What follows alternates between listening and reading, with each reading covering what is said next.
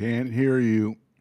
Oh, there you go. That's all you had to say. How embarrassing. I had the mic off. You had to wait until you chewed down all of that food before you could just say, I can't hear you. You just made us sit there for like 20 seconds in purgatory. Hey, dude, I heard the intro to the show. So how am I supposed to know that you don't have me potted down? What do you mean you heard the? Well, I don't have a pot for one thing. But you know what? Let's just not even worry about it because Well, James it here, is curious. How did I not hear you, but I heard the intro? because my personal mic was off. You're connected to the stream, which is the show. So any sort of production and anybody else that's in a box, you would hear them. I physically had my mic turned off. So that's why. You can hear everything else, but just not from me. Make Nor sense? could anybody else hear you. No, right, because my mic was physically turned off. Yeah, so the guy that screwed everything up was who? Well, I didn't realize that was up for debate. I thought that it was obvious that I was the one who had the mic off. Why are you now feeling the need to press me into a corner? Was it not clear that I had my... James, how are you? Welcome to the show, James. We're already sideways. And I'm coughing because I quickly tried to drink. I had a problem. I had about this much Pepsi Zero in my drink, and I knew that wasn't going to last me the full show. So the next bottle I had to open was Coke Zero, and you can't mix Pepsi Zero and Coke Zero. So I had to just chug really quickly what was left of the Pepsi Zero before I could add the Coke Zero and have a whole new kind of experience. Since it's zero, why don't you just throw it out?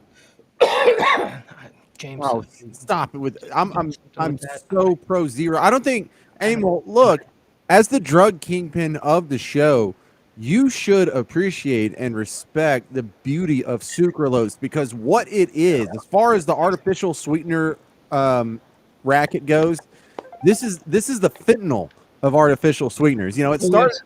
It's game changer for sure. It's changed all the diet products. Right. So we've always had sugar and honey and some other derivatives and stuff, but then in like the late 70s, early 80s, saccharin came on the scene, and it was a thing, and it was, you know, sweet and low. We had Tab, we had Pepsi Free, and it tasted okay, but not.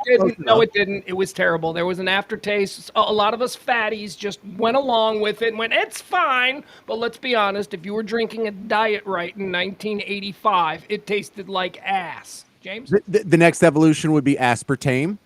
Still, advancements made, and so now we go from the little pink packets. Wouldn't aspartame be the equal in the blue packet? Is that what that is?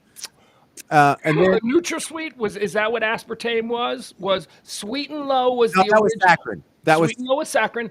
NutraSweet was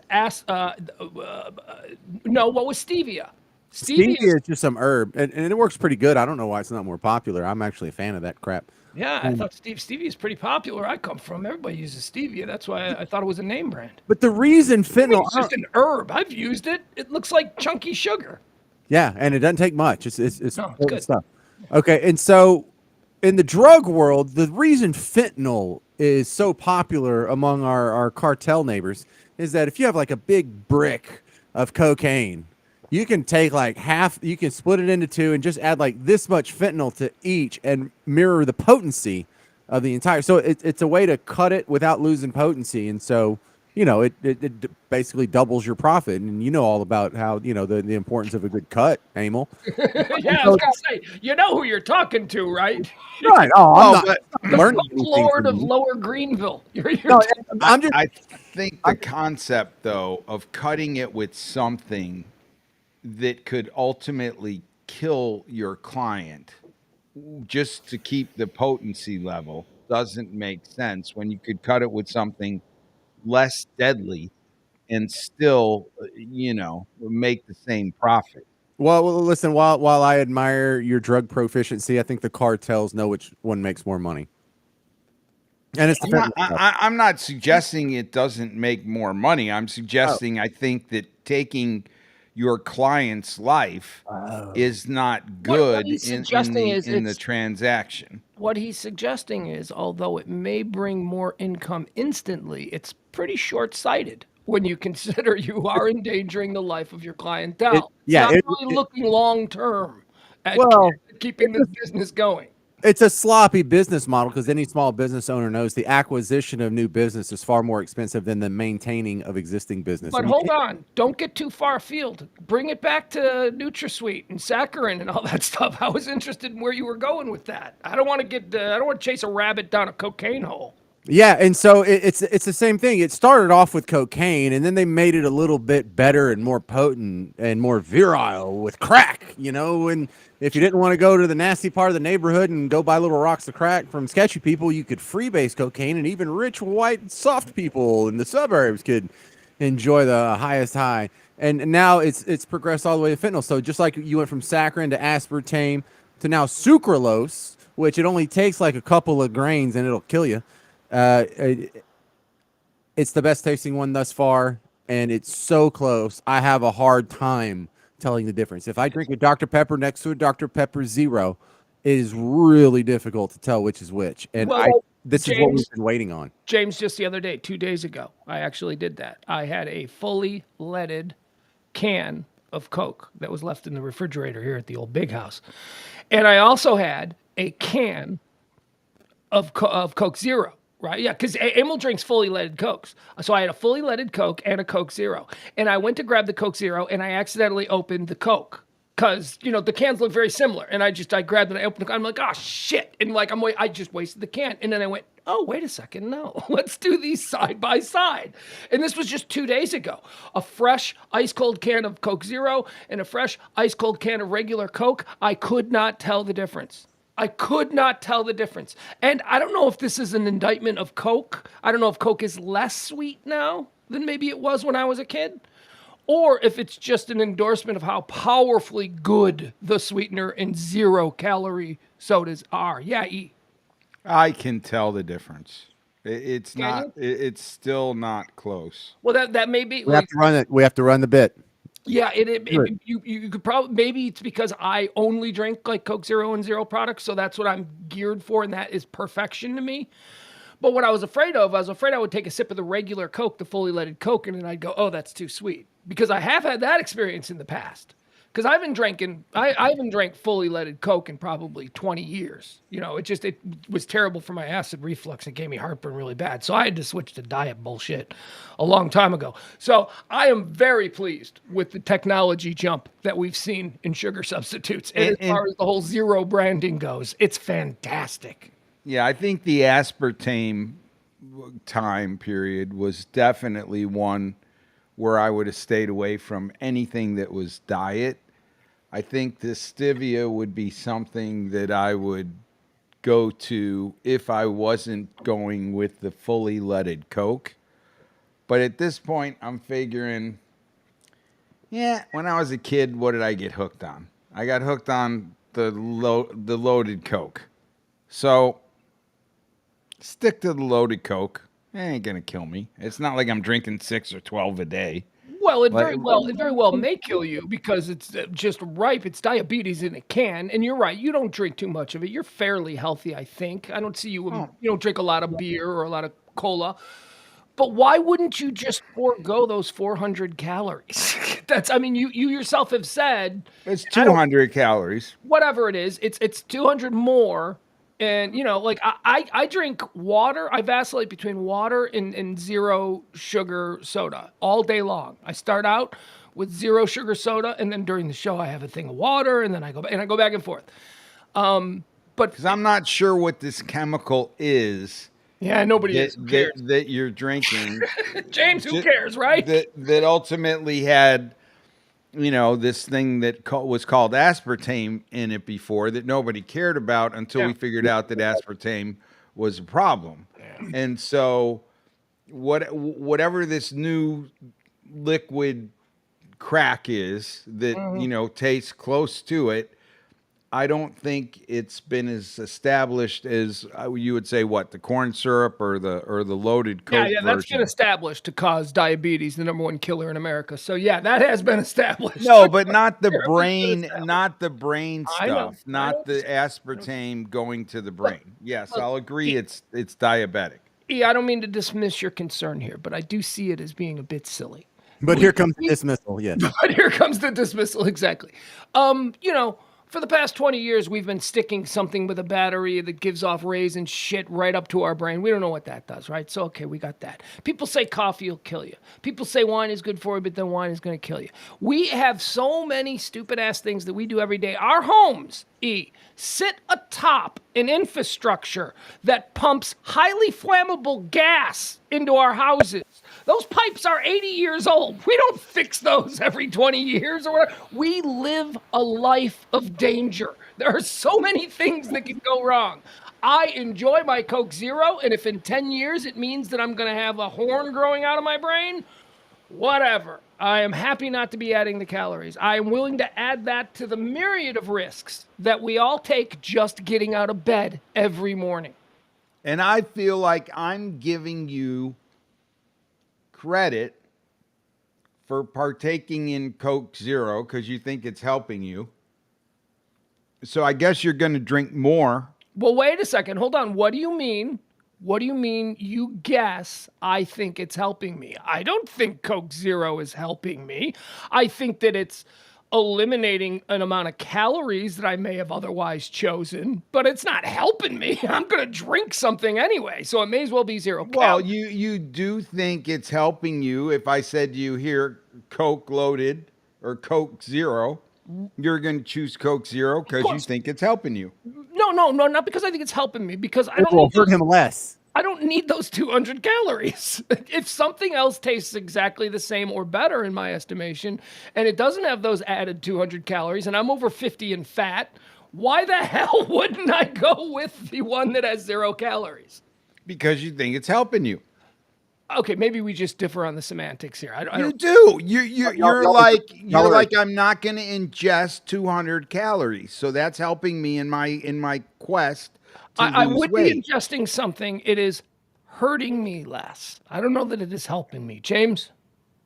Right. Yeah, y'all are on the same page. We're all on the same page. But he's going to drink more Coke Zero No, not because he necessarily. knows it's 0 calorie No. versus if it was How do you think costing I him got fat? 200. I got fat because I drank an 8-pack of glass bottles of Coke every day for the first 18 years of my life. That's how I got fat. I'm going to be drinking a lot of this stuff regardless if I think it's... And now I'm just drinking it as much as I always did my whole life. I'm just not adding the calories. But you don't think that you're remaining skinnier because you're choosing 0 calorie?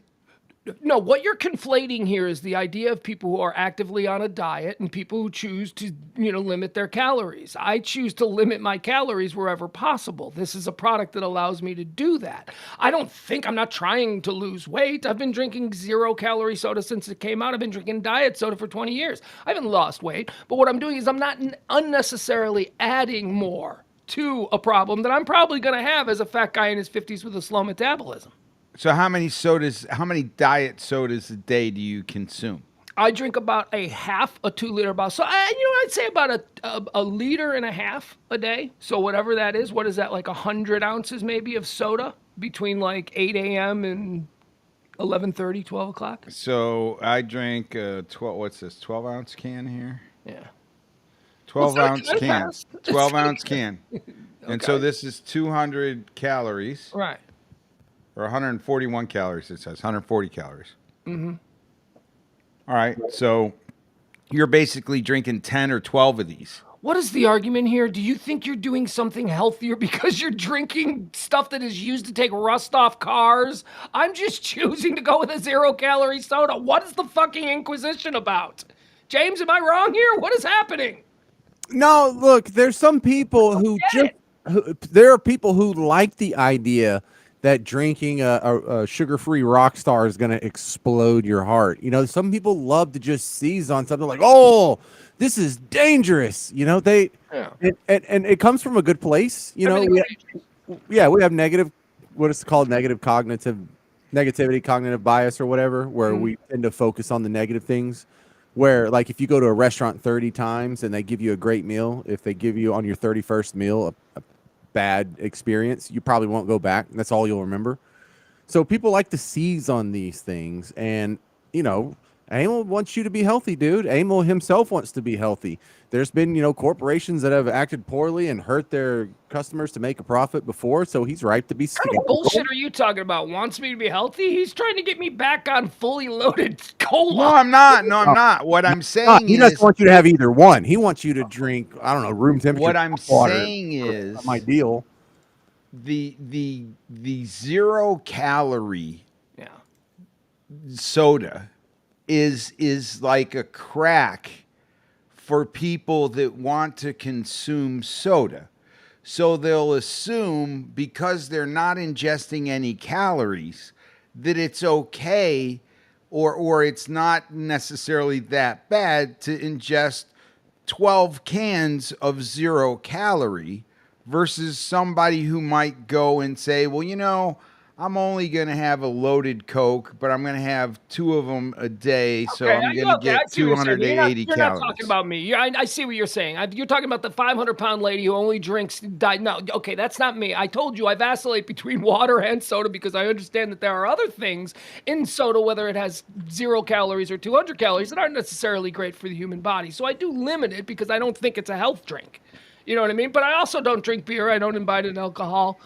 And that's the other thing that we all do now. We all do these vapes things. We don't know what the hell that's doing to our lungs. Watch in 10 years, we find out that this was like one of the greatest FDA mistakes in history. Dude, that's one of the things I have this conversation with my wife a lot lately, to where, I try and break it down to where, baby, the mountain size pile of drugs I did in my 20s and 30s.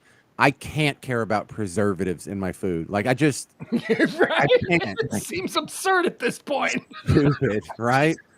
Look, I'll do my power walks. I'll get my cardio to a respectable place. I'll do all those things. But man, I'll exercise, I'll jog, but I'm not going to worry about damn stuff. Well, and that's it. As you get older, as you progress, you get to the point where you're like, okay, there's certain things that I know that I do are not good for the longevity of the rest of my time here. They're just not. But you don't want to spend your time here without having those simple pleasures. It's a trade-off. Humans have done it from the beginning of time. Right, but I've got a list of deal breakers. Like, okay, if this was not here or this was not here, I don't know that I would necessarily be as happy as I would be. So, I'm just going to continue on. Can I get more details on that? Because that sounds interesting. What's your list of deal breakers? Yeah, me too. I wanted to hear them too. I was hoping you were going to go into. Well, certain things that you're just not going to change. As in? Yeah, like what? Like, how about an example? Say a behavior pattern. Sounds like sex to me, Pugs. I don't know. I'm completely lost at this point, which is good because, guys, I've got something that I'd like to talk to you about. Okay, I want to have a conversation about something that I saw on the Twitter box this evening. You're just gonna let that go, huh? Not gonna let what go? Yeah, I'm gonna. Come on. Do you really want to go back into that, or do you want to move on? We've been chasing rabbits for the last 19 minutes. We're just going in. I thought we got some interesting conversation there, but at this point, I feel like I don't need to defend my choice of 0-calorie soda anymore. I need behavior pattern deal breakers. He was struggling. I'm trying to bail him out. He didn't want to go there. He 40 seconds of dead air. Go. Next. Oh my God. You're right. He's not answering. You better give us an example now. You better give us an example of a deal breaker that isn't as vague as, personality. A deal breaker for me would be life without weed. Okay. So yeah, you would not. Okay, now that makes sense. Look at you, James. We got somewhere. Very good. I like that. So your quality of life, you feel, say you got 20 more years left on this planet. Let's just say 20 years, right? I think it's more, but 20 years, nice round number. You would rather just die than have to spend the next 20 years of your life without this simple pleasure. Or is the question, knowing that that will eventually kill you, you would still rather? No. For the purpose of radio, I can phrase this a little better. I like what you're asking, but here's how you ask: how many days off the end of your life would you take if it meant you could keep smoking weed? Yeah, you could keep smoking weed, but you're going to die 18 days sooner than you otherwise would. Like how many? Who what's cares? The deal? Who cares? Okay, well, what if you keep smoking weed but you die in 5 days? You wouldn't take that deal, would you? Yeah. Well, you said 18 days. Like No, if no, it no. was going to cost me 18 Where's days. the line then? Where's the line then? Hey, the next hit of weed you take, you'll be dead in 10 days. Is that next hit of weed worth it to you? Well, no. Okay. That next hit of weed you take, it'll kill you in 5 years. Is that hit of weed, is it worth it? No, but you're Okay. confusing No, I don't think we are. I think you Go are. the other way. When you say a deal breaker, you're saying a personality trait, meaning that if my personality couldn't get along with somebody else's personality. Well, I like I'm not that. talking about me versus the earth. No, I'm talking about a personality trait, like something that would be a deal breaker for me and some other person. You know what's? Can I try? Well, let me just establish this real quick, and I'll throw it right back to you. This is interesting to hear from E because he just went 3 years without ever touching this stuff. I mean, he was in weed dry dock for how many years? 2 years? 3 years? How long was it? It seemed like it was forever. Yeah, well, who's asking? Like 4 months. Well, who's asking? The show you do, the show that you do and have conversations about your life on the subject that you just introduced is asking you, James. Yes, Right. there was a weed dry dock for your purposes. Oh, I would say close to 3 years. Yeah. Okay, James, take it.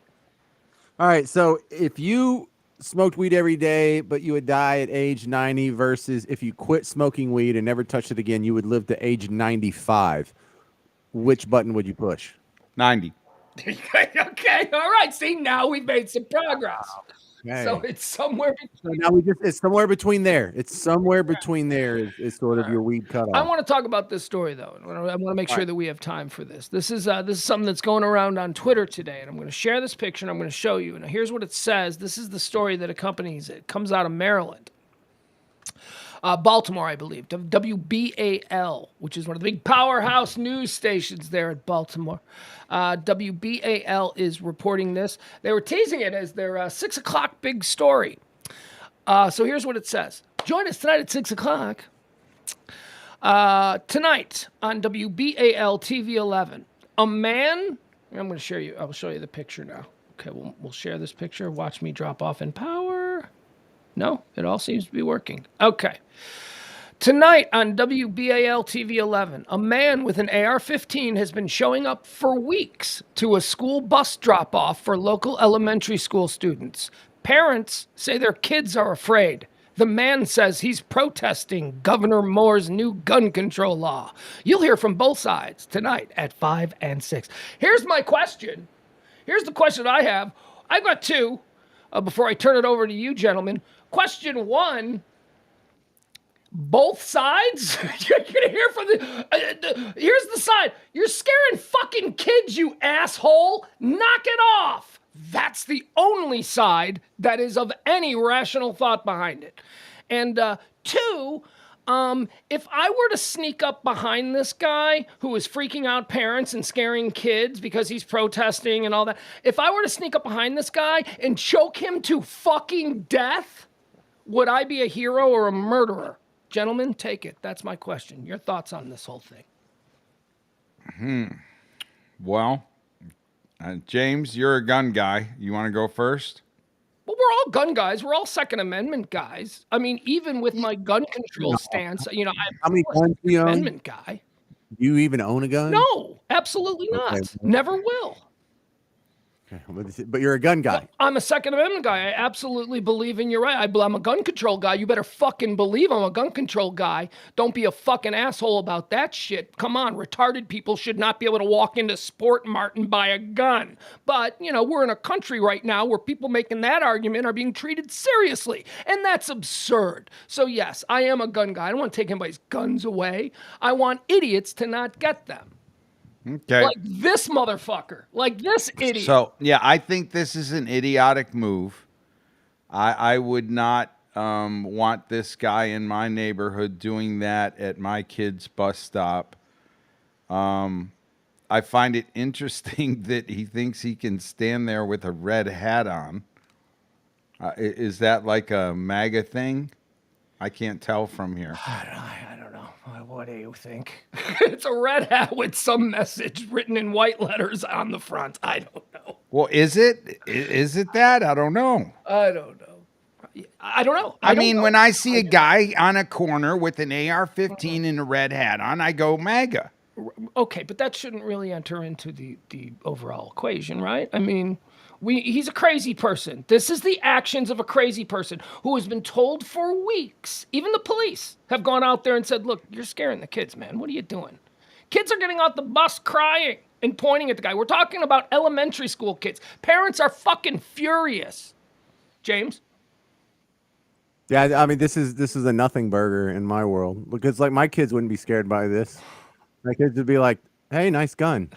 What kind is that?" That's the myopic James. Everything is just his world with absolutely no consideration for You anybody wouldn't. Bro, I'm just telling you, in Bug Tussle, if this happened, Bug no one Tussle. would even call the news. No one would call the cops. No one would even care. No, this guy would be dead. Crap. It's funny how y'all talk about, oh, I'm a gun guy. I support Second Amendment rights. But when some guy carries around a gun, you're like, this is unacceptable. This is 'Cause, I mean, unacceptable. Well, I don't think it's unacceptable. No, you think it's unacceptable. This is absolutely acceptable. How many people are harmed by weirdos with guns at bus stops? Not a whole lot. None of the shootings happen there. Right? James, I bet you're one of the first guys that when the FBI has a big file on somebody that ends up shooting up a Walmart, you're like, why didn't they do something? No, I'm not. You've never heard. You've never heard me. You're right.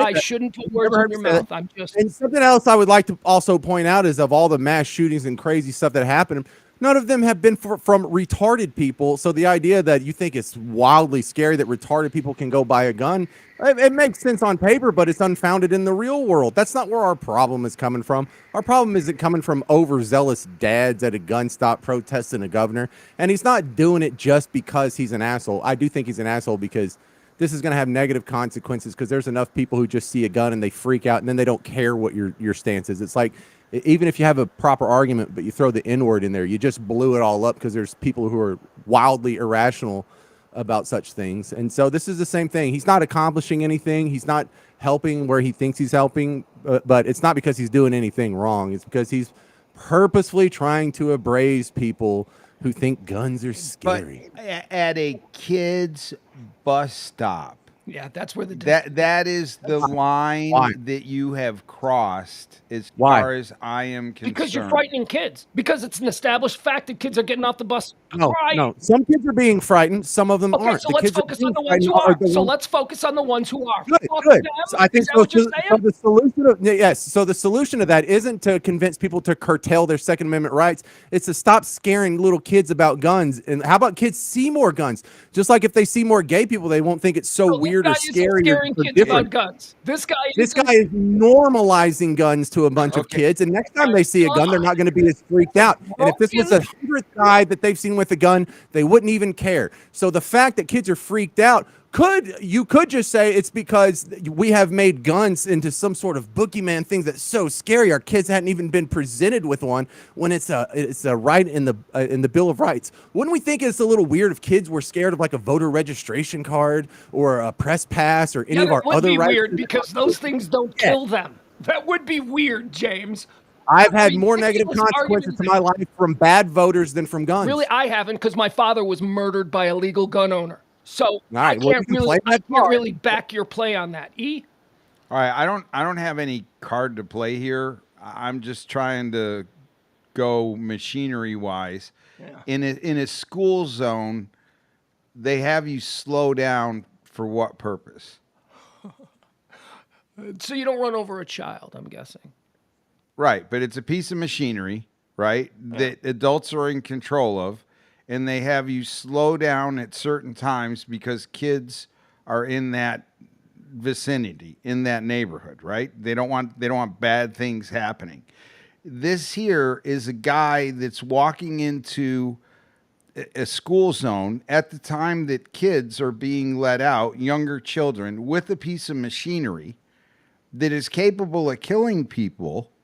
And kids see this piece of machinery killing people all the time, that's put in their brain.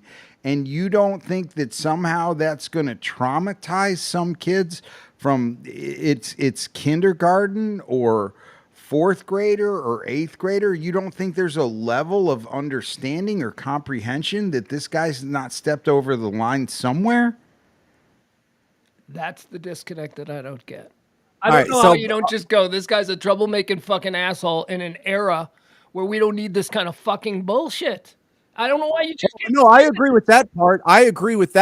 But it's not that he's necessarily doing anything wrong. It's there's a bunch of people out there who think guns are scary. He has a gun in public and he's not being publicly ostracized. We can't have people treated as it's normal when people display their full complement of human rights. This is so bad it has to be condemned. People walking around expressing that guns, normalizing people with guns is just unacceptable. No, I don't believe in any of that. I think you're People walking around with guns, whoop-de-doo. A dude's walking around with the gun. Whoop-de-doo. Okay, you're making this a much larger. You're right. That is a much larger, grander debate that's happening. But that's not necessarily what we're talking about here. We're talking about an asshole. And how is the proper way to deal with this asshole? I honestly didn't think you were going to defend this guy. But if this wasn't a news story, and all of a sudden one day, like we see every couple of weeks now in this country, he just raises that gun and starts to fire it off and kills a bunch of people. What happens when people start going, he's been out there for 3 weeks and nobody did anything? I mean, come on. Exactly. I mean, that's the point. This guy is going out and leaning on the edge and doing it to make what point? So you stand there and you get taken out because some cop drives by or somebody sees you, open carry law, and they say that somehow you threatened them, and so they took you out first.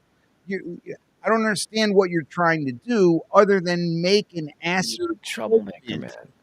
Look, dude, he is trying to have people have conversations about laws that he disagrees. Not at a kid's bus stop, man. Okay, I'm sorry. Because he's a crazy person who was obviously allowed to buy a gun. He's a fucking lunatic, James. And earlier when I said retard, I was talking about the mentally unstable. People like this, provocateurs. What is his end game? I mean, go stand outside of a nightclub or a strip club like that and let dudes come out that are drunk, and let's see how big a cojones you got. Because I guarantee you, some dude's going to come out of there. Well, okay, but that's another issue. Well, that's as stupid. But that's as stupid as this is. What if I'm the parent? What if I'm the father of a crying child, and I decide that this guy is disrupting and creating a potential big problem, and I choke him out and he dies?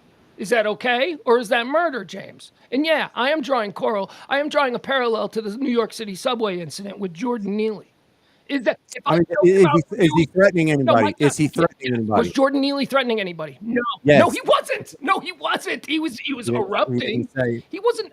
What did he say? Pull the video up right now. He wasn't threatening anybody. He wanted money, but he wasn't saying he was going to hurt anybody. And let's, by the way, answer this. Let's stay on this because we can have a discussion about Jordan Neely if we want. But if he doesn't threaten anybody and you choke him out, you're a murderer. So my kid is crying and the parents are pissed off and we think this guy could be a trouble guy. Something could happen next. So that's the exact same motivation that dude who choked out Jordan Neely on the subway used. He could be a problem. Before this gets out of hand, let me choke him to death. So if I choke him to death, this white man in the MAGA hat with his Second Amendment gun here, if I choke him to death because my kid is crying and the entire fucking neighborhood is fed up with this, I'm a murderer? I just want to establish that I'm a murderer if I choke him out because my kid... In your hypothetical, I would like to stress that if he has never made any threats to anyone or harmed anyone or done anything negative to anyone, and you choke him out, then yes, you're a murderer. And if Jordan Neely choked out or was choked out by Daniel Penny and he didn't hit anyone or steal anything or make any threats or cause any harm to anyone, he's a murderer too. And what if he did make a threat? Then is it okay to murder him? No, it's not okay to murder him, but if you exercise your right of self-defense, like if you defend yourself in the face of an actionable threat like that, and you go a little too far, then it's manslaughter. Okay. You know what's weird is listening to you two, like you could listen probably to James and I or Pugs and I, and know that there is some soft landing space for somebody that's going to defend a guy like this. And there's some soft landing space for somebody who's going to attack a guy like this. There are those spaces that are created by either side in this argument. But if you try and you just take off your team badge and you go, okay, I'm going to put my team badge down and I'm just going to go with my humanity badge. I don't like young humans being exposed to that young as a human that's here. I don't know how I change that. I don't know how personally I can win that battle. But if I had my druthers and I had my ability to change it for the kids, I don't want them getting off the bus and some dude is big gunning them and they've never been exposed to that. I want to be the dad. I want to be the mom. I want to be the person to expose them to that, not some jackass at the bus stop who thought it should enter their world in their kindergarten years or it's first grade or second grade. I don't get that. Okay, so if you are a third-party observer and you see the guy standing there with the gun and he's not flashing it or threatening anybody and he's not saying anything, but some kids get off and they look and my kids would probably be like, "Oh, that's like the AR from Fortnite, isn't that? Or is that a pump shotgun?" Or they would probably try and identify it and walk past and probably maybe even talk about it. "Oh, cool, there's a dude with a nice little gun there."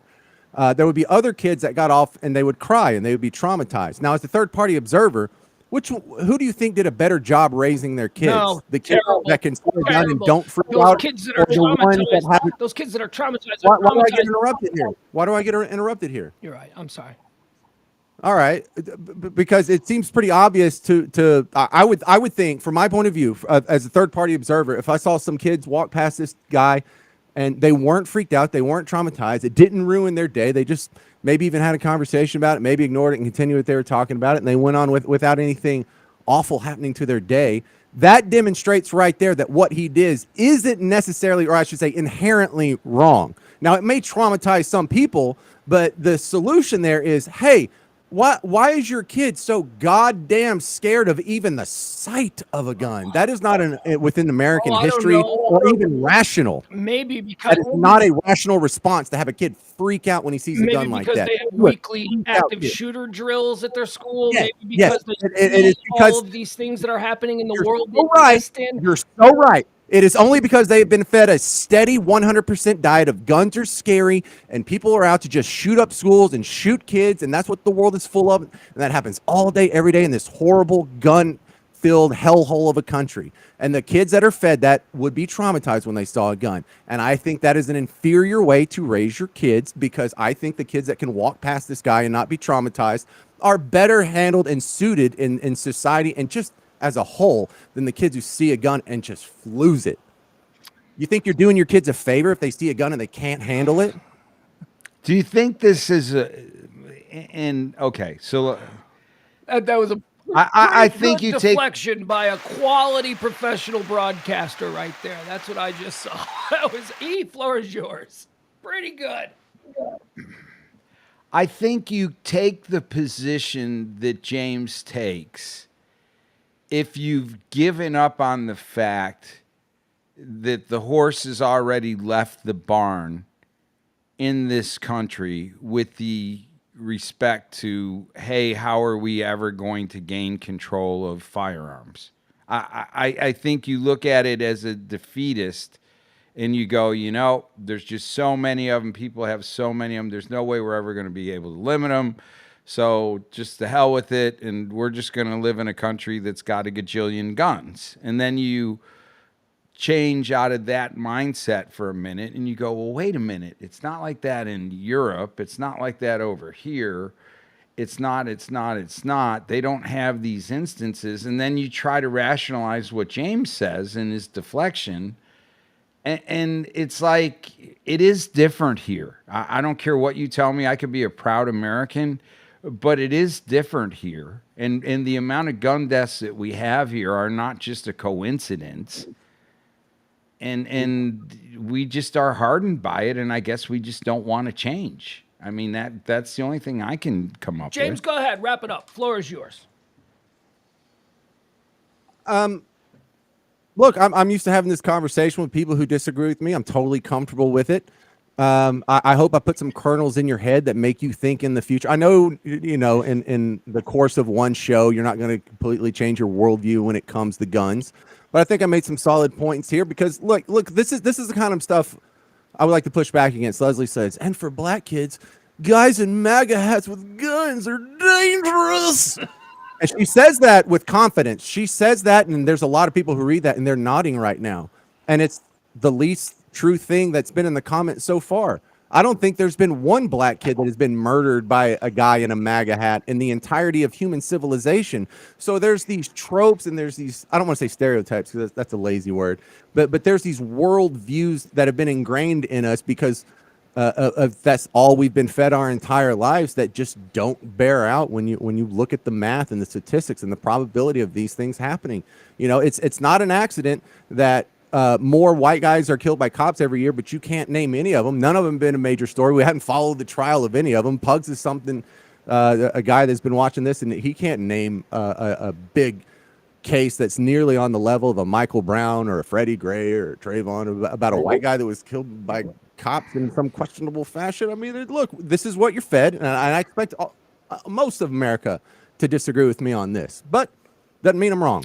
All right, I was trying to wrap it up, but there will be time. A 30-second rebuttal from the senator from Highland Park. My question to James is, are you suggesting that you do not believe that there are more wrongful gun deaths with respect to blacks and police officers than whites? No, there's more percentage wise. I'm saying wrongfully gunned down. You think there are more white people wrongfully gunned down by police officers than black, percentage wise? Define wrongfully. What do you mean? Well, I mean, in the instances cops that are convicted of murdering someone. Yeah. Yes. Okay, see, because that's really dangerous, because then Michael Brown wouldn't count in your statistic. Right. It should just be suspects who died in police custody. Yeah. It's got to be because again, suspects who die in police custody. Okay. Honestly, you can create a mysterious circumstance for somebody's demise, right? Well, I think statistically speaking, the more accurate one would be the number of encounters versus the number of deaths, because they don't commit crime at the same rate. So, if there's more black people arrested, but more black people are killed by cops, what percentage of the ones that are taken in police custody die? There are far more white people arrested every day in this country than there are black people, and that's just a simple numbers game. That's because there are more white people in this country than there are black people. So it's well, it's not far more. In fact, they're almost arrested in the similar nominal numbers, but white people die in custody at a slightly higher rate, but it's almost statistically insignificant. All right, let's move on. Let's try and get on to something else, because speaking of that, I have something else. James, unless you've got something. I'm sorry. I've been sort of monopolizing everything, but I did have... No, go ahead. I'm looking at the window over here. So do you guys enjoy Topgolf?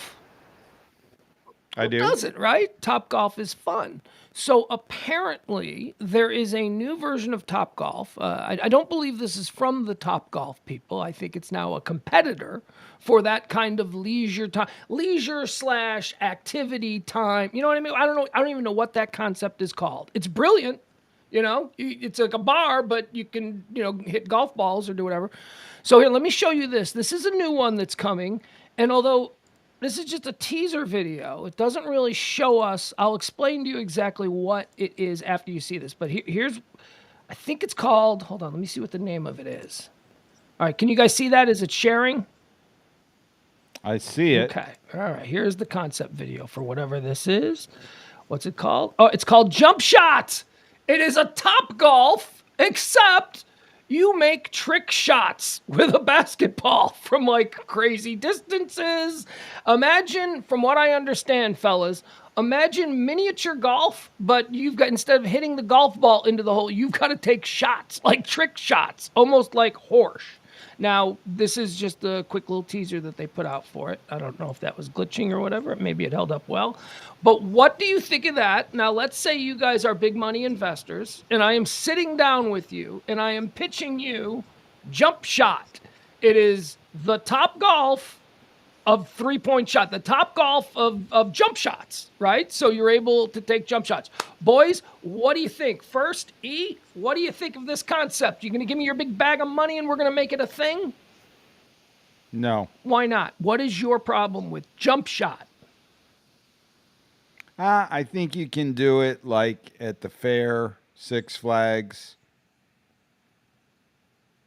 Okay. So you're saying that it doesn't need the Top Golf treatment. It doesn't need a bar and waitresses. Yeah, there's people driving by. I mean, Right. there's people that I watch walk by it at the fair, Right. Hey, walk by it let there. me tell you something, Mr. Moneybags. I don't give a shit what you think because I've got other meetings today. I'm going to go speak with Mr. James now. Mr. James, you got your big old bag of money. How do you like my idea of jump shot? It's like Top Golf, but it's for basketball enthusiasts. Give me your bag of money. What say you? Maybe. I like the idea that where you compared it to a putt-putt, like a miniature golf, and you just go through all these trick shots that you have to do with the basketball. With a drink in your hand and a chicken wing at the table right next to you. I don't know how. Yeah, but you would have to go through the course like a miniature golf course. You couldn't stay in the same spot, and that's kind of the appeal of Top Golf, and that might hurt your idea. So Hold on. what's your solution? Hold on, James. So I was reading the comments, and some people brought that up. Well, how do you do that?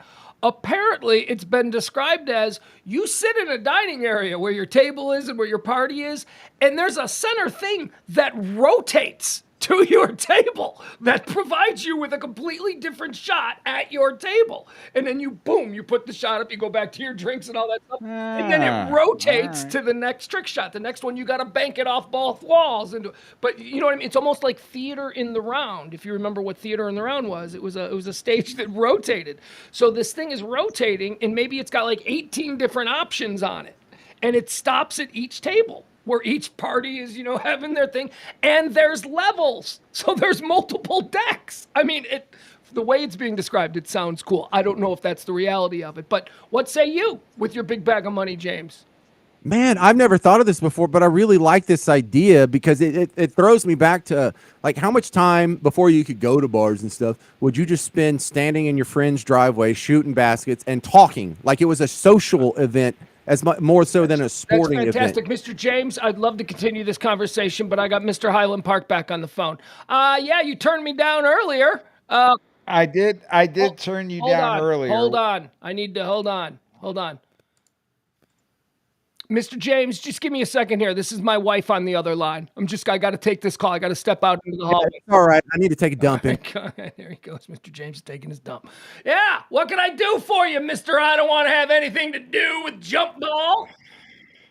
Well, I was contemplating the concept, and it seemed like there was a lot of real estate that was going to be necessary for you to create these different jump shots. Like that just seemed like that was going to be what was going to have to happen. But now that I've heard that the area is stationary, much like Top Golf. I'm going to stop you right there.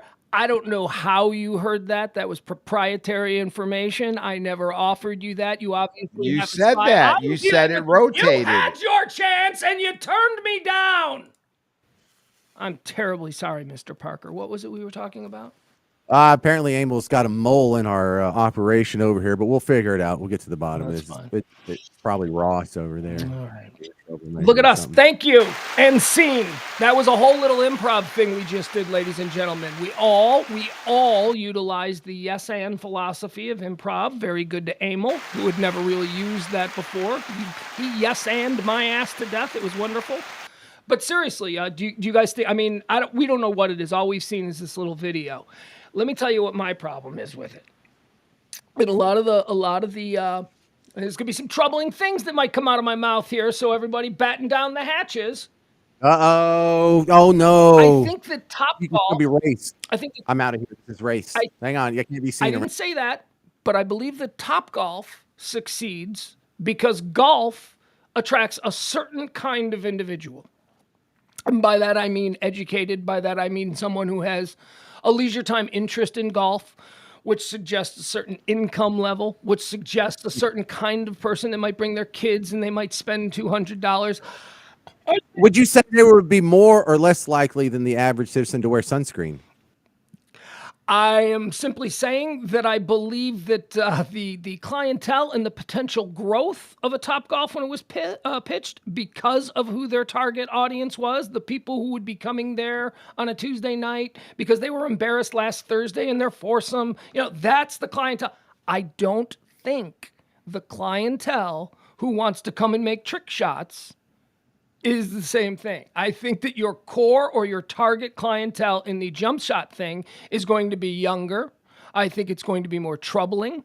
I think that there is going to be more damage. And I think that the police will be called far more to jump shot than will be called to the Top Golf in your neighborhood. And that is why I don't think it's a particularly good idea. Thoughts? Why would the police be called more likely to be called? Why would you even say that? Because as I said, a younger clientele. It is a less moneyed clientele, less mature clientele. Top Golf is going for people who want to golf. They're going for the country club people. That is not what Jump Shot is going for. Jump Shot is going to be going for 21, 22, 23-year-olds out on a date. Those are the people who can't handle their alcohol. Those are the people who are a more troubling clientele. If you could have the country club member come by your Top Golf 3 times a week to work on his long game or whatever, and maybe flirt with the waitress, or you could have a 22-year-old forklift driver who wants to show up with his boys on Friday night and pick up chicks, I think the better investment would be the Top Golf. I think the basketball attraction will bring a clientele that I don't know is as enticing as the Top Golf one. What are you seeing? A lot of colors? Stop it. All right. So listen. Like black people, like white people, like basketball too. No, I'm talking about young people. I'm saying like a lot of colors. I get it like now. You guys were all going like you thought this was going to be like no, it is. It's about like younger, like a dude that wants to shoot hoops versus a guy who wants to work on his drive is a completely different client. I want the one who wants to work on his drive because that guy's got deeper pockets, I'm thinking. That's all I'm saying. That's, I would sell though, like at a hoops place like that, I could see instead of you selling golf apparel, you would be selling like shoes, sneakers. Yeah. But sporting good, like apparel. Unless they want it to be a club-like version of Top Golf, they could do that. They could do you could get the best seats, at the shooting or whatever with VIP tables, or maybe they want to do that. So maybe they're okay with that. But for me, I'm like, this is not. Let me ask you this: Top Golf is a unicorn. I don't know if this could survive on its own, but I think the technology you described about the rotating basketball trick shots could be incorporated into like a Dave and Buster's type situation. Cool. Maybe there has to be something else going on there. I don't know if it's like a bowling alley with the trick shots or a video game arcade with the trick shots, or maybe it's a Top Golf with the trick shots. I'm not sure if let's build that. Let's build that machine. We don't know what it is. We just created it right here through conversation. Let's build that machine. E. What do you say? You know how to weld, right? You can weld. James, what can you do? I do think it is an interesting concept, though, that you get people liquored up, and then you give them a metal club or a golf iron, and you're not worried about fights breaking out there. You're not hearing about people bludgeoned to death at Topgolf.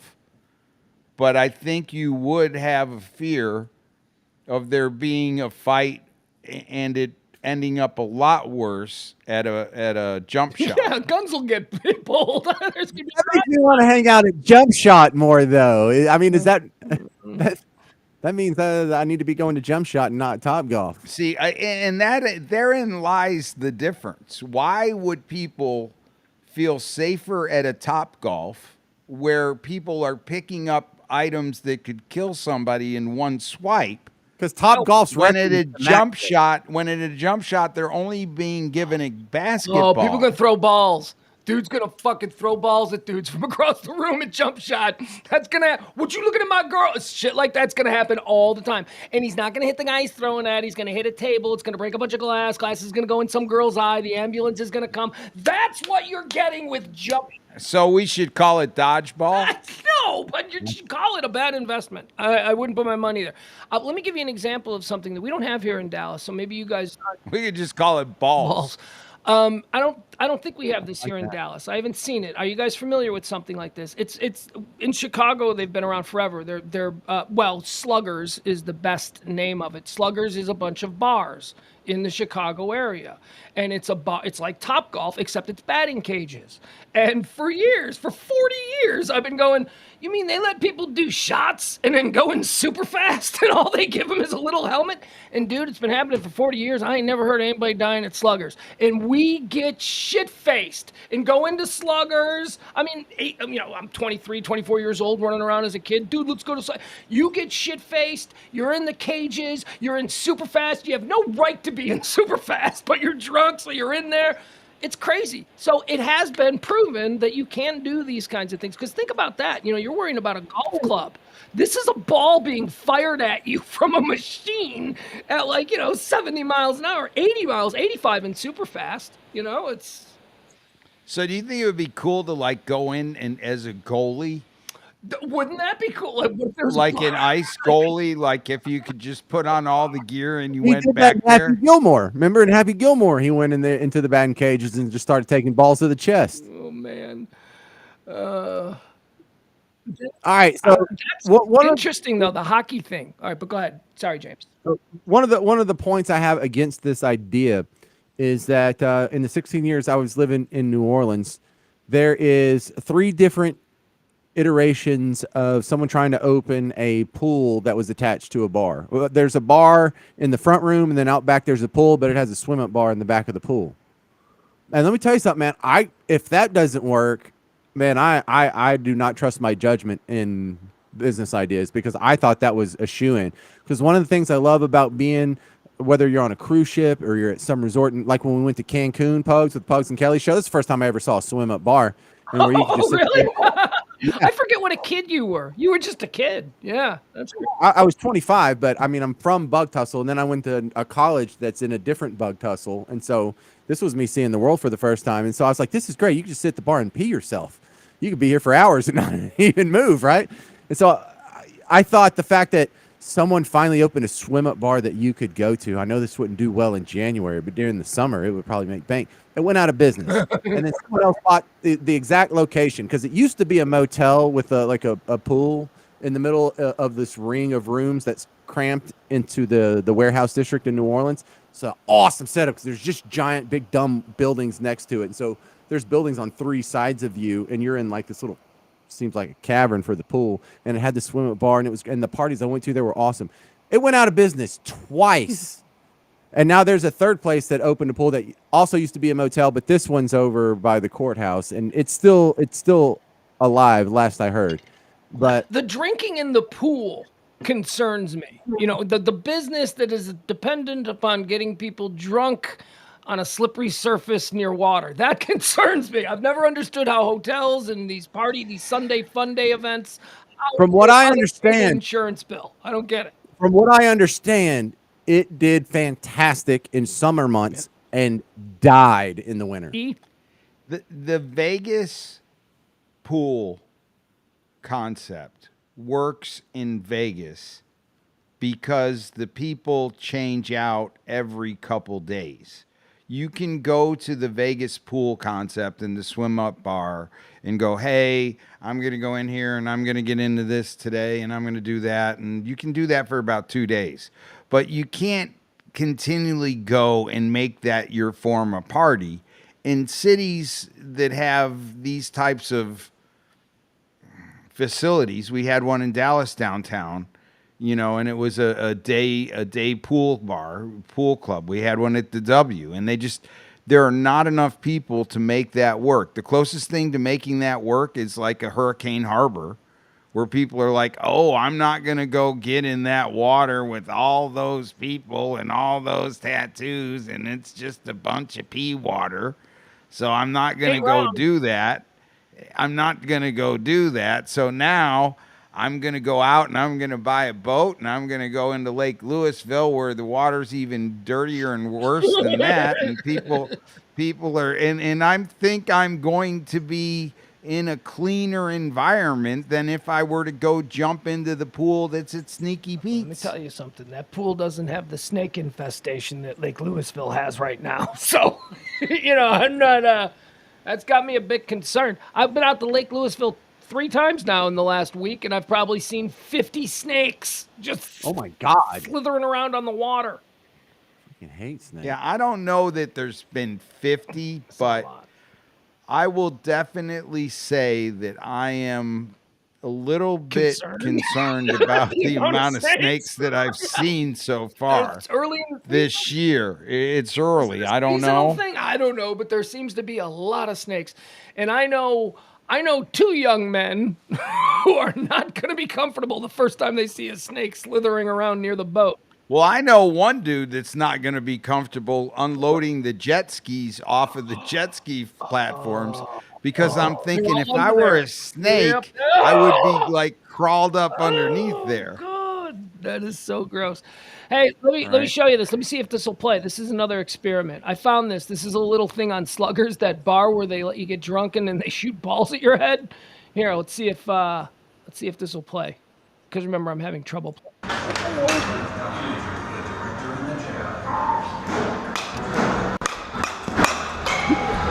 A stone's throw from the Wrigley Field marquee, the lights of Sluggers glow on Clark Street. It's a go-to on game day.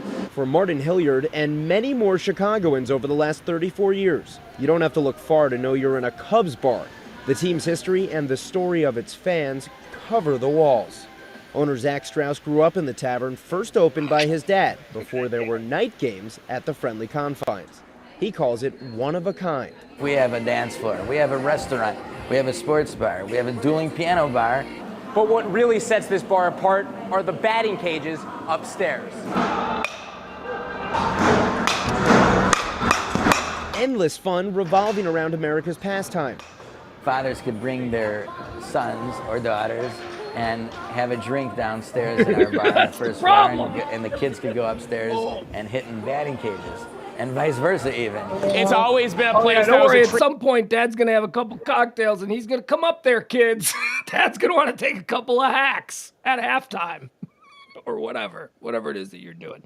How many cages are there? Well, that's the original one. They have a very large upstairs. There's probably about 10 cages upstairs, but there were...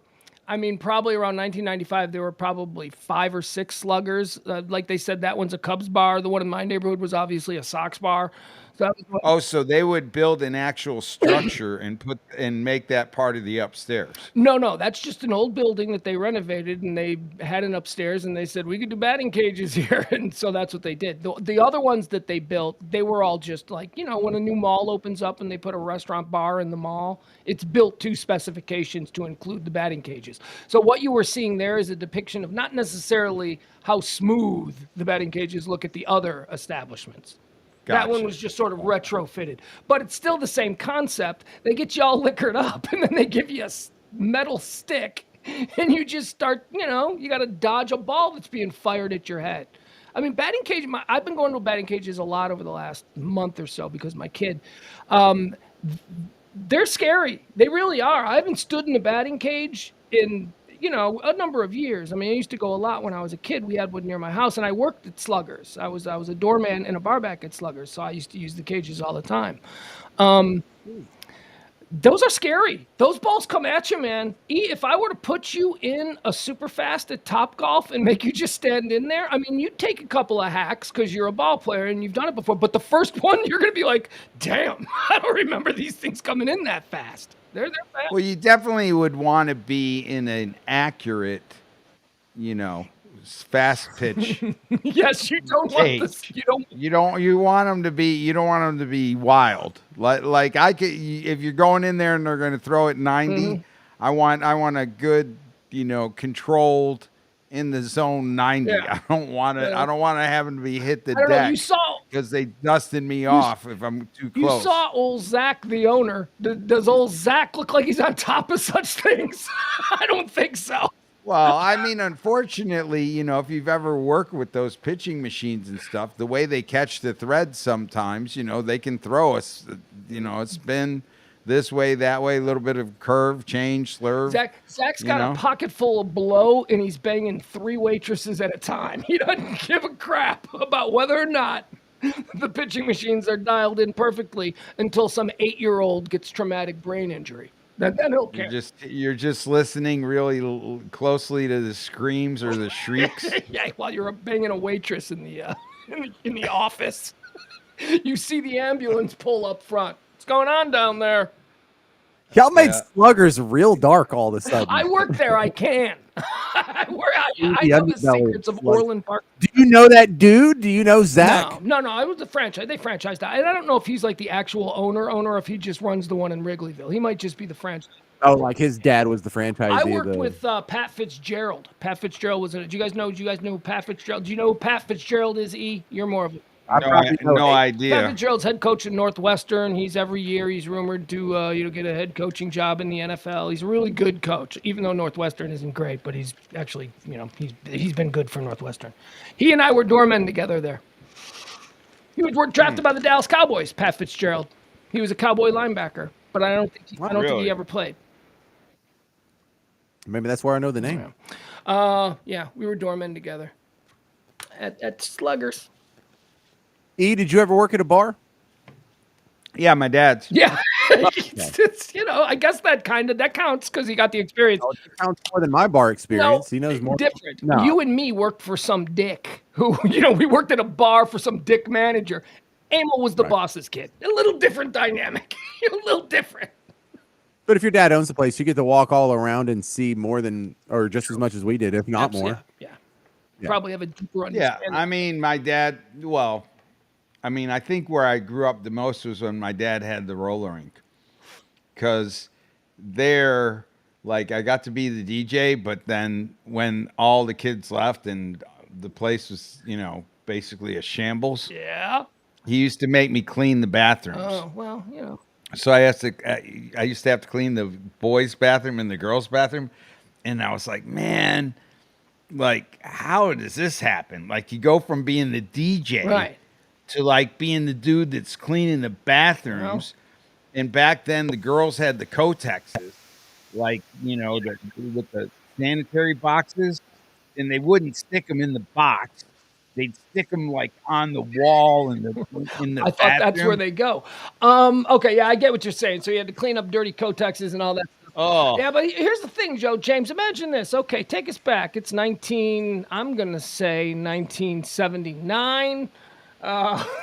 No, that would make him 6 years old. Because remember, we just learned that he turned 60 earlier this week. Happy birthday! No, 79. Thank what you. year did you graduate? 79. That would have been 16. Okay, so 1979. He's probably got a Trans Am. He ain't driving a shitbox car. He's probably got a Trans Am or a Camaro or something like that. And, What'd you have? And El Camino? his dad owns the roller rink. Where do you think all the kids are hanging out at 16? They're hanging out at the freaking roller rink. And he's the DJ. How much ass did you pull as Big Johnny Cerullo's kid, the DJ at the roller rink? Come on, man. That must have been amazing times. I'd have hated you. I'd have hated you. Quantify the ass that you pulled. It was so ridiculous. Yeah, I bet it was. Of course. The way that it was set up. So there was the high school, and right next Did you to the high bang the school. hottest girl in your high school? The hottest girl in your high school, did you bang? No, I didn't. All the girls in the high school that I went to were basically off the board because I think they hated me Oh. because of the way that I would hang out with their boyfriends. You know what I mean? So like their dude, like guys that were my friends would be included in the group that we would go then do things at my dad's places when my dad was gone. You were the friend that had all the cool things that all the boyfriends would blow off the girlfriends to go hang out with. Hey, Exactly. Gotcha. Exactly. So I was already like not well liked by most of the girls in the high school because I would like you were probably dating 30-year-old cocktail waitresses anyway. You didn't need the high school girls. I was dating the hot girls at the other schools. Oh. Like so Okay.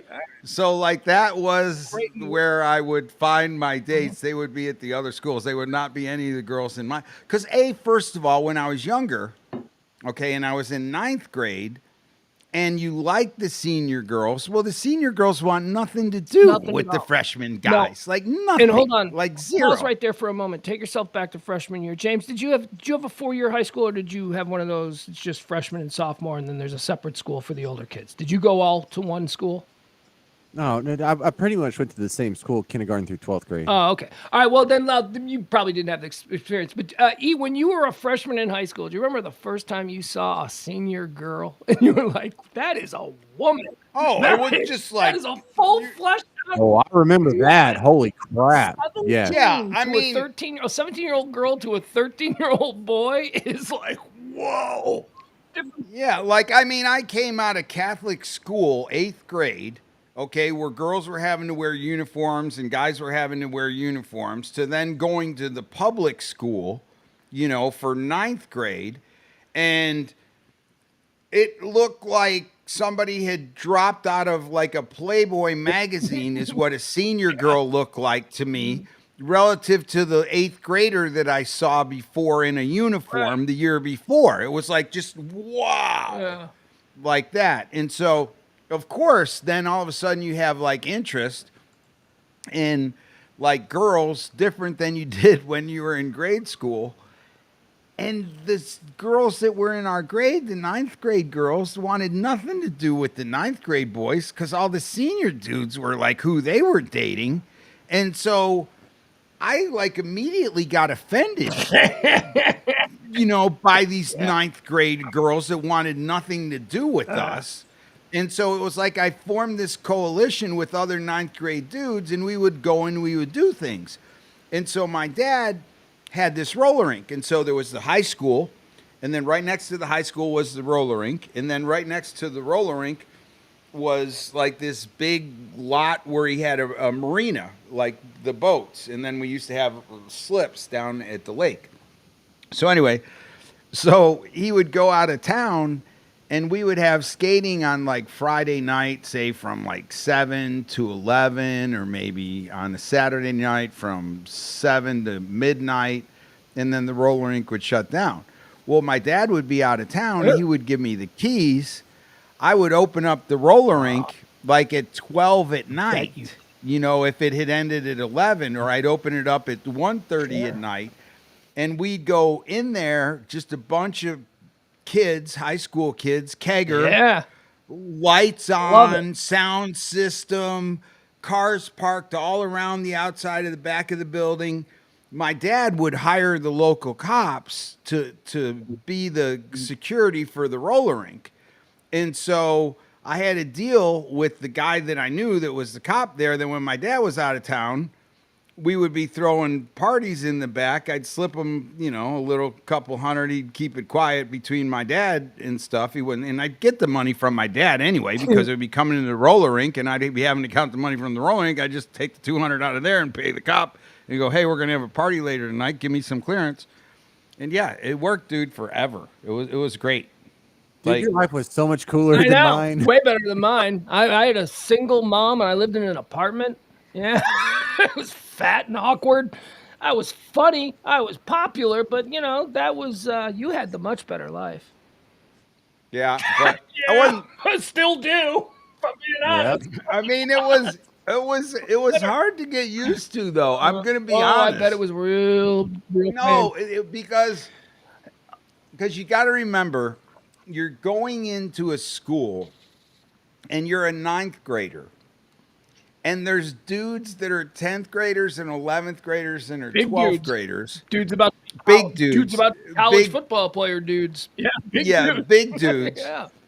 And you're, this big fish in a small pond, and you come from a family that everybody knows the name, and so you kind of gotta, like, in some circles you're cool, and in some circles you're already not liked, and so it was a weird kind of an existence for me until finally I kind of like earned my stripes when I got through ninth grade, getting initiated by the seniors and the juniors, and then you kind of get your wings. But in the beginning it was hard because I had a lot of access to things, and older dudes were kind of like jealous. Let me ask you, what was your? I don't know, James, if you went through this either, but what exactly was your initiate? Now, we called it. I don't know if this is something we just called it or if anybody else called it, but it was called being bennied, like Benny and the Jets getting bennied. So we got bennied.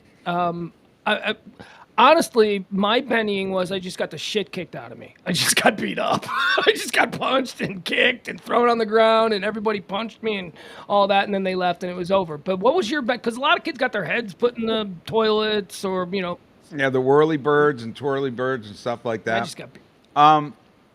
For me, it was freshman year. Like, if you walked down the hallway and you saw a senior dude, you could be rest assured that he would be giving you a forearm shiver to your chest, and you would like fly into the lockers or fly backwards, and things would be flying on your hands, and you just wouldn't say a word. You just like pick your stuff up and go on down the hallway. Like, that would just be the normal freshman kind of, hey, you're going to get your butt kicked by somebody that's a sports jock older than you if you're a jock. He's just being a dick because he's just being a dick just because he can. We're running out of time. James, how about you? Did you have any kind of initiation to the older kids in high school? Welcome you to the club by any? Because that's a Texas tradition, immortalized in Dazed and Confused with the paddling. No, that doesn't really fly. I mean, there's too many crazy people out there, in the fact that you can haze a bunch of people and you might get away with it, or you might haze a guy that was in the grade below me. He was getting hazed, and so he grabbed his football helmet off the top of his locker and wait for the guy to walk around the corner and then just smash him in the head with it. And when he fell down, he just continued smashing him with a football helmet. So no. Did he end up in Huntsville? Yeah. No, not that one. Actually, he's doing great. He builds houses. And yet he tried to murder a man with a football helmet. No he had been picked on by upperclassmen, and the coaches didn't do anything about it. So he took matters into his own hands, and he never got picked on again. Okay. And in fact, no other freshman for the rest of that year got picked on. So what happened to the kid? Was the person dead? No, he wasn't dead. Yeah, I was just kidding. I mean, did he have permanent brain damage? No, he didn't even knock him unconscious. James, you want to wrap up your tale of woe? You didn't put up with that. Bug tussle. No, well, when I got to college, they tried to harass or haze the freshmen. But at ETBU, there's only like 200 freshmen or whatever. There's not like a whole lot. And so they're like, get in the truck. We're going to the park. I'm like, what's this for? They're like, freshman hazing. I'm like, sorry, I'm not participating in this. I'm in college now, dude. Piss off. No, he's like, you don't understand. You're a freshman. This is mandatory. No, we're not in high school, D-bag. You know, my parents pay to send me here. I'm going to punch you in the face. Get out of here. I don't care if you're a year older than me. We're not 12 and 13 anymore. Man, what are you saying? That's how you'd handle it at college? Yeah, if somebody tried to abduct me in college. You think you'd get away with that though on the football team if you handled it that way? Now you just introduced something new. I wasn't a member of this football team. I was just a college kid walking down the street, and somebody pulls up and is like, "Get in the car, we're hazing you." I'd say if I was a college student, I'd probably fight that dude. I would fight. No, it was freshman orientation, and they were standing outside the freshman dorm, and they were herding everyone into trucks. I wasn't going for that. No, you're not hazing me. Yeah, you are. Get in. And I'm like, make me. I'm Were you bigger in a than you. fraternity? Well, now hold on, because that's all my friends were in a fraternity at Northern Illinois University, and I went to all the fraternity parties, and I basically lived there, and people thought I was in the fraternity, but I didn't even go to that school, so I wasn't in the fraternity. But one of my friend Mike, he during his initiation into the fraternity, they broke into his dorm room in the middle of the night, they kidnapped him in the middle of the night, they stripped him naked, threw him in the trunk of a car, and drove him in the middle of a cornfield in Northern Illinois, and told him to find his way home naked. Okay, so there you go. Now, when he told me that, my friend Mike, when he's like, yeah, man, and then they left me out there, it was a good thing that Kurt knew about it because Kurt came and got me, so everything was fine. And he's like, yeah, it was crazy. I'm like, yeah, that wouldn't have been crazy for me. I would have murdered somebody. There would have been a fist fight in the stairwell, and somebody would have broken a neck. It may be me, and it may have been them, but I am not in the middle of the night at 18 years old going to be taken from my dorm room and thrown in the trunk of a fucking car. What kind of childish games are you people playing? That's just my whole feeling. Well, if you haven't signed up for a fraternity, I get it. And But if you that's signed up for why, a fraternity, knowing that is why I would never join a fraternity. I'm like, you people are idiots. You people Yeah, are like, oh, I want to be in your club so bad. Please, I'll take whatever abuse it takes to be a part. No, screw that. I don't want to be your freaking friend. I love frat guys. I love all my frat guy buddies. They're like we had wonderful times, but I ain't joining their little group. well, but you didn't have a choice when you were in high school, and Right, that was and that's just different. inflicted upon And you. that's why I took Now my that you're beating in high college, school. As a 13-year-old. yeah, and now that you're in college, you're saying as long as I don't choose a fraternity or a sorority, I'm not going I'm to not gonna Well, no, be hazed. I am drawing parallels. Hazing was completely voluntary in my high school, and I've heard from other friends of mine, even in Texas, that wasn't the case. But where I'm from, if you didn't want to be hazed, you weren't going to be hazed. If you didn't want to be initiated, you weren't going to be initiated. As an 18-year-old college student, if I'm walking on campus and some upperclassmen whom I don't know suddenly come at me, I'm going to treat them like they're Islamic kidnappers. I'm not just going to be like, well, I guess this is college life. I'm an 18-year-old grown-up, okay? I know. You're not going to just take me. I'm not in your... As a freshman simply in for high being school, fresh. though, But again, as a freshman in high school, it's a different dynamic. I'm not an 18-year-old grown up. I'm a little bit more insecure. It's more of a set dynamic, the high school system. I understand tradition. It's a different thing. But again, if I'm not joining a club and I'm just attending college and you jump out of a car and try and put me in the trunk, one of us might die. Well, even at age 15, Truthfully. here in Buck Tussle, you could conjure up images. If someone was trying to haze you, you could be like, remember what happened with Judd Welch? Remember when y'all tried to haze him? How did that work out? The helmet kid? Oh, that one. Oh, yeah. Yeah, and they'll be like, you know what? Why don't you go on about your merry way? But it's not like there's so much more accountability out here. Number one, like rarely was I James Parker. I was usually Heather's younger brother or Miss Gallahan's grandson because she was a 7th grade reading teacher, and there's only one 7th grade reading teacher. So everybody had my grandmother in 7th grade in Chapel Hill. If they didn't, they might have had my aunt who was also a teacher there. They might have, known my older sister. They might have known my 2 older aunts that also went to Chapel Hill. I had a cousin that was 3 years younger than me in Chapel Hill. You had a little sister who was also in Chapel Hill. So, like, everyone's part of a tribe. The accountability out here, it takes a certain degree of anonymity to even have hazing be an option, right? Agreed? No? I don't know. I think you just come from a small town that doesn't, have these. I mean, you can't get away with it now. You can't get away with it now, but I mean, it was almost like. Oh yeah, I don't think you can do it at all now. Yeah, but it was almost part of what that school was made of, like, just kind of how it happened. Do you know how many dudes I've seen? I mean, okay, so like how we sexual assault and all that stuff. Do you know how many sexual assaults I have witnessed with my own eyes? I mean, if we're going by the 2023 definition of sexual assaults, do you know how many sexual assaults I've seen? Do you know how many dudes I have seen drunk and passed out on the ground and another dude come up and put their fucking testicles on his forehead or something, and then everybody takes a picture and look, you got Isn't that called teabagging? Whatever. I've seen that a bunch of times. That's sexual. Yes, and it's hilarious. Because it is hilarious. It's the When you're 22, there's few things that are funnier. funniest- Maybe a fart in a jar. It is the funniest sexual assault possible. That's what I say. A drunk passed out friend, and then you put your testicles on his forehead, and somebody takes a picture. It's hysterical. You get a Teabag permanent 'em. picture and you draw a Hitler mustache on them. These things are classic comedy. But Classic. even the way guys used to grab girls' butts, like that was a thing. Like when I was like a teenager or something, dudes still used to like grab girls' asses and stuff like that. Like it was the 1950s. I don't know. We've changed. We're out of time. We went extra. Or if you'd undo their bra strap, you have to have that claps. I don't. Do that with the. I never did that. You can't do that. Oh, I could. I could do it with the one hand. That's good. You I never wouldn't did? do it to random chicks. Remember, because Oh, he's talking about random chicks. I thought. did that to her. I thought you. Remember, Oh, Jasmine but like when you were in son- 5th grade, remember girls would just start wearing bras, and Snap then 'em. guys would be like trying to snap them and like in the line. Yeah. That's traumatizing sexual assault right there. I'm sure that's a problem.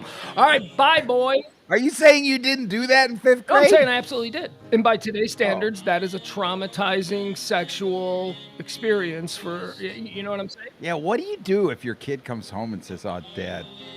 I used to have, my friend Aaron used to grab my nuts all the time. He used to do this thing where he'd like, you boom, and he'd like punch you in the nuts. He was like the nut punching guy. There's a number of these kinds of guys around. Yeah, I'm the nut flicking guy. There's a nut flicking guy, James. No, he was more of a nut punching guy, like, keep your defense up. If anybody flick my nuts, they're gonna get Well, smacked. you know, him hanging out with Aaron in 2004, you were going to get your nuts flipped.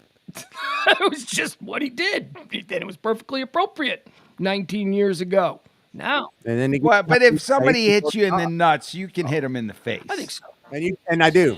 Yes, I do. you did. That's the rule now. That's true. At 46, that's the That's rule. the rule. If you punch me in my nuts, I don't know if I'm necessarily going to hit you in the face, but I am going to retaliate. I in some way. could. Yes. No, I could. It's on the tape. If you hit me in the nuts, I'm hitting you in the face. Is on the table. I might maybe a liver punch, something, but something. I am retaliating because I'm going to be down. I don't know if I'm going to because I'll be doubled over because I've just been hitting the nuts. So the face might be hard, but I'm going to come at you with something. Maybe a gut punch while I'm down there, right in there. When was the last? Ian, when was the last time you got your nuts racked real good? When I was fighting with my kid. How long ago? Oh, probably about a year and a half. maybe. James, same question. When was the last time you had your nuts racked really good? I got hit pretty hard in the nuts playing soccer with my kids like a month ago. That's what I was going for. Me too. My most recent nut injury came from playing with my kid. It's like the only time. I'm very protective of my nuts otherwise. Oh, and they think it's the funniest thing when dad just is in pain and like can't function for a second.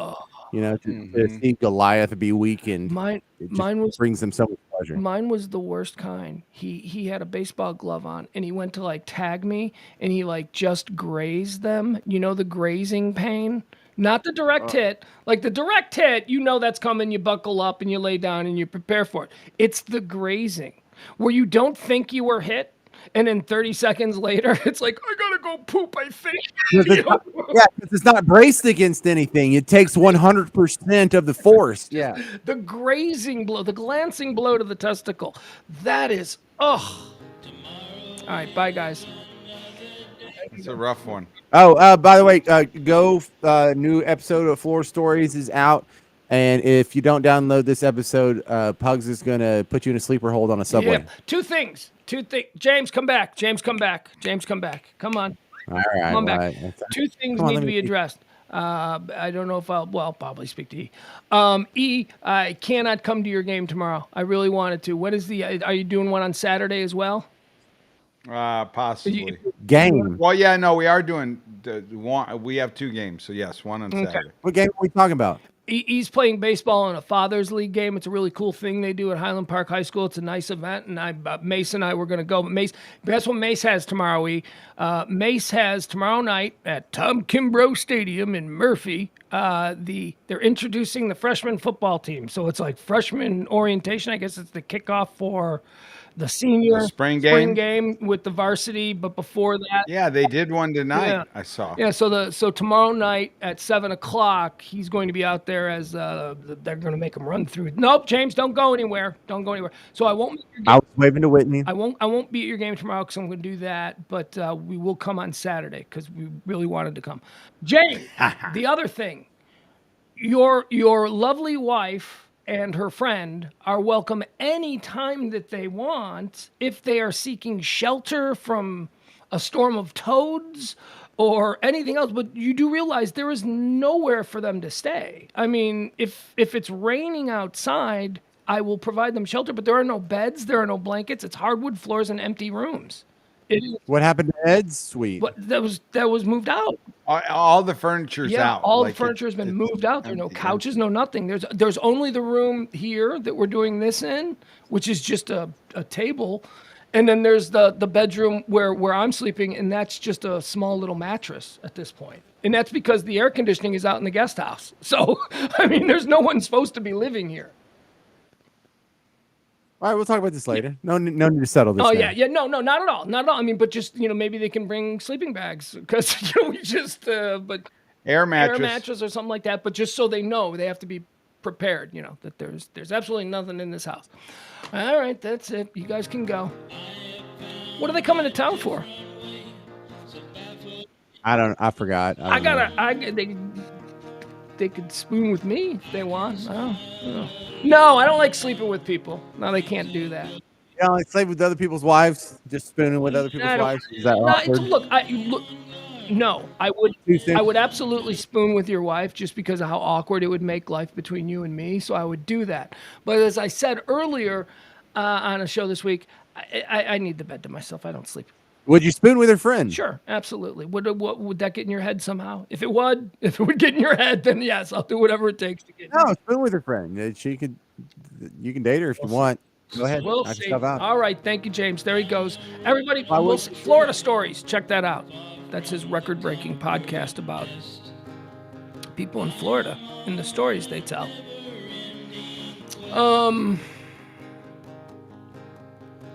That's it. We'll see you tomorrow at noon. Tomorrow at noon for more, whatever we do here. Love you. Bye. RadioMisfits.com, Florida Stories, all that good stuff. Bye.